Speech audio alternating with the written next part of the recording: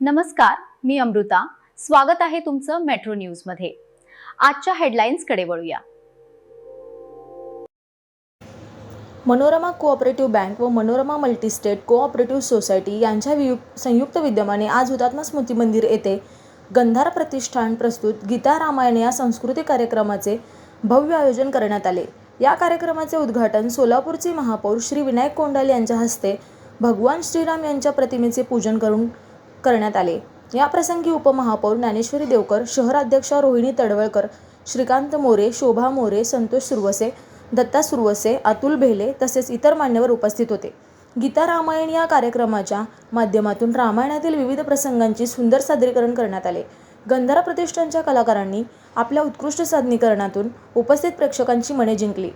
कार्यक्रमाला नागरिकांचा उत्स्फूर्त प्रतिसाद लाभला.